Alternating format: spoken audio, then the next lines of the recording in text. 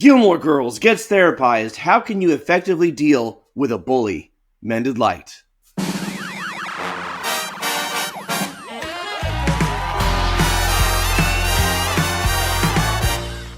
There's a song I like. It's called High School Never Ends. The faces, the names, and the trends. High school never ends. And how the patterns of high school continue into our work lives and our social lives until we die, basically, until we grow up or die. And some people don't grow up. So we still have to deal with bullies. Whether you're watching this and you're in high school or you're an adult, but you just live a life out in the world, there are still rude people who will be threatened by you, who will try to end you, ruin you, destroy you to build themselves up. Isn't that fun? Human nature is such a beautiful thing. The character of Rory in Gilmore Girls models a healthy way to deal with a bully. Paris, we will learn, is incredibly insecure, but I don't think, well, when I say we will learn, she demonstrates that right out of the gate. She gets her value from how she performs at school. She gets her value from being top of the class because she struggles socially. She struggles at home. Her home life is pretty rough. And she sees the world through the lens of hierarchy. Who has the power? Who does not have the power? And just what is wrong with you, huh? You already have everything. You already have the grades and the status. What the hell is wrong with you that you have this constant need to be the biggest jerk in the entire world? Okay, let's go. And that's why she is the way she is? But for Rory, it's still pretty rough. She has her own personal Malfoy on the first day. And what is she going to do? Let's take a look.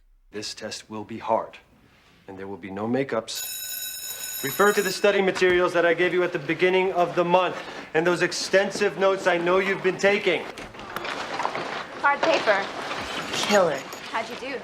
Eh? Me too. A small world. Isn't it? Madeline, what'd you get? You know I got a B. A B's not bad. Oh, not at all. Respectable even. I'd be proud. A D, however, that would be cause for concern. Cry for help. Job application at McDonald's. Would you like fries with that? Hey, you know, not everybody can be smart. As my mother always says, somebody has to answer the phones. Okay, I have no idea what you two are talking about. No, but Rory does. Oh my gosh. Let me not to the marriage of true minds admit impediments. Love is not love which alters when it alteration finds. Roy studying Shakespeare. Oh no, it is an ever-fixed mark that looks on tempests and is never shaken. It is the star to every wandering bark, whose worth unknown, although his height be taken. You're going down. So here's the thing. Rory, like most people who get bullied, is a sweetheart. That's why Paris picks on her. That's why Paris singles her out, because she's an easy mark, right? She's somebody that she can tear down to feel better about herself. And yet, Paris perceives Rory as a threat because Rory is intelligent and because Rory is decent. It reminds me of in The Office how Michael Scott hates Toby because everybody likes Toby and Toby's a nice guy and Michael feels threatened by just Toby being liked. I hate so much about the things that you choose to be. The fact is, if a bully goes toe-to-toe with a bully, it doesn't last very long because it's kind of like two alphas. One of them comes out on top and the other retreats licking their wounds. They single out the person who's perceived as weak or flailing. And Rory doesn't know what to do. You notice in these clips so far, she's pretty much just held her peace. She doesn't fight back. She doesn't push back. She doesn't know what's going to happen if she does. She's afraid. She's intimidated. And she's hurt. I can relate to this. I spent a lot of my formative years being bullied by people like Paris. And I should add that Paris is worried about Rory because the guy that Paris likes seems interested in Rory. Rory didn't do anything, doesn't even like the guy, but Paris just has singled her out as her number one enemy and competitor. So how do things start to change? Well, I had a bully in elementary school who teased me, who mocked me, who physically assaulted me, who did a lot of things for laughs, and his goal was to get me to cry. And then if I would cry, he and his friends would laugh that I was crying. And I was a very tender-hearted soul. And my mom had the idea, I was telling her about this. And a lot of moms would be like, I'm going to call the PTA. I'm going to call the principal. I'm going to tell the teachers to set this kid right. I'm going to call his parents. I'm going to chew him out personally. And my mom says, we should have him over for ice cream. And I'm like, what? No, this kid is the worst. He's the devil. We don't want him in our home bringing in his evil aura. And she says, no, let's have him over. So she calls the kid's parents, gets their number, invites him over. We take him out to Thrifty ice cream. So you remember, which was the best ice cream. Let's be honest, like a triple scoop Thrifty. Oh, eat that for 4 hours. And she just talked to him, got to know him. I was there. She would try and facilitate some conversation between the two of us. Oh, you're into Nintendo? Jono's into Nintendo. Let's talk. Oh, you love Zelda. He loves Zelda. You guys are like peas in a pod. After that day of just showing him kindness and also just like a little bit of my mom's aware of him and he's on her radar. There was no threat and there was no even putting him in his place, but he just knew that my mom knew who he was. That combined with the kindness, we were never friends, but what we were from then on was not enemies. He never bullied me again. Sometimes he ignored me, sometimes he'd say, "What's up?"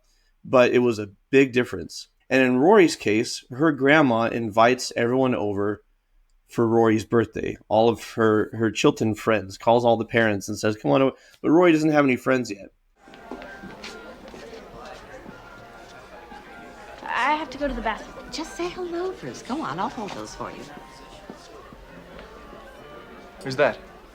I think it's her party. Oh.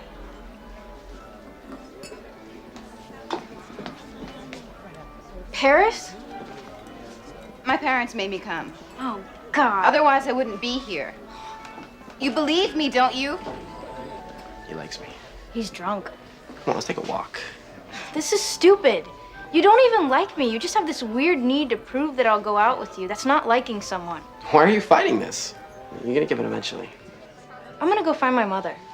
Wow, meeting your mom. Well, it's a bit sudden, but okay, I'm ready.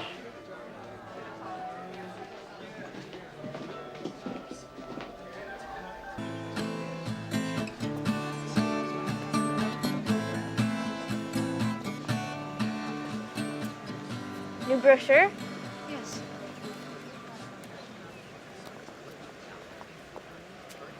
What are you doing here? There's a college fair going on. No. I mean, what are you doing here? I'm getting a new brochure Why? because they're not selling pizza. Oh, no. You can't. You're applying to Harvard? Yes. No! 10 generations of Gellers have gone to Harvard. I have to go to Harvard. I can't believe this. You can go somewhere else. Go to Brandeis. Brandeis is nice. I've only ever wanted to go to Harvard. That's it. Nowhere else. It's a big school. I guess. We'll probably never see each other. You think? And if we do, we duck. Okay. So...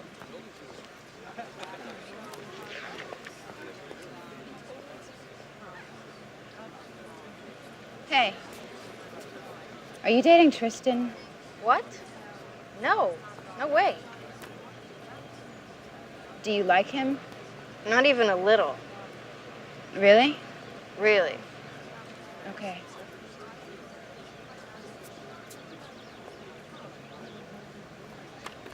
Hey. Nice party. Thanks.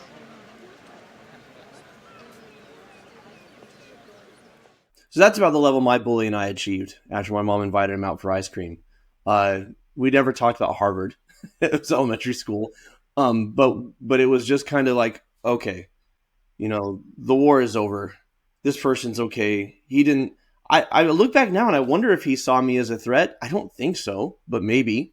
But hearts don't always change with kindness, but if they're going to change, that's how it happens. And sometimes it's not just kindness. Sometimes you have to draw a pretty hard boundary, as happens when Paris discovers that Rory's mom is dating their teacher and uses that to spread the rumors and to put all the social attention on Rory and her drama and off of Paris's parents getting a divorce. And at this point, Rory has had enough. I came here to give you this book back. Please take it. I swear to God, if you try to give me that book one more time. And then they're making out at the parent-teacher conference. Come on. Paris, of course, sees it. Has new social ammunition against Rory. But really, at this point, she doesn't hate Rory as much as she's just tired of being the focus of all of the rumors at school.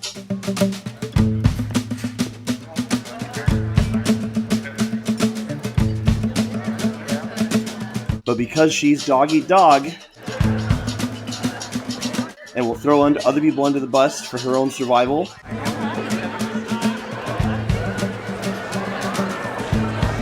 I do love how quickly it spreads, though.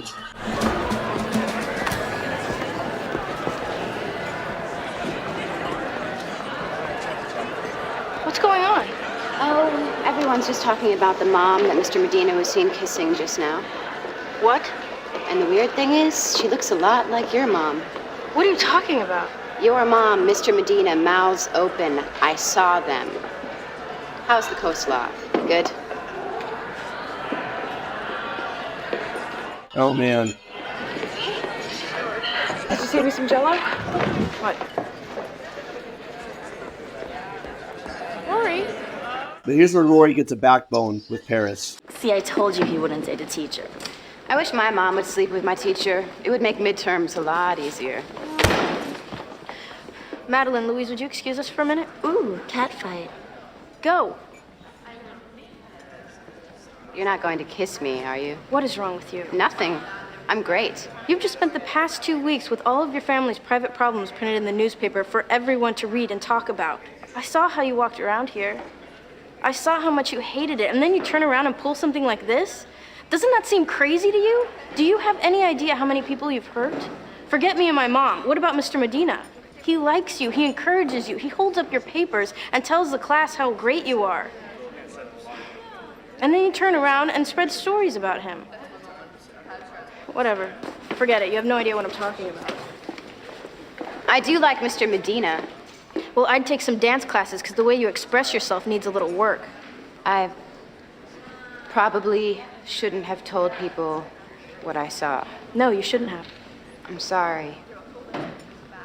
Things have been, well, not good lately. I know. I just didn't want them talking about me anymore. That's all. Well, it worked. Yeah. You know, if you ever want to talk... Hey, we are not friends. Oh, that I know. But if you ever do want to talk about... I will. If I want to. Okay.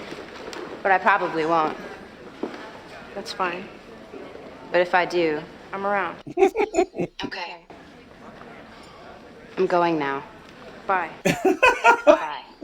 So Rory holds Paris accountable and really walks her through the consequences of her actions.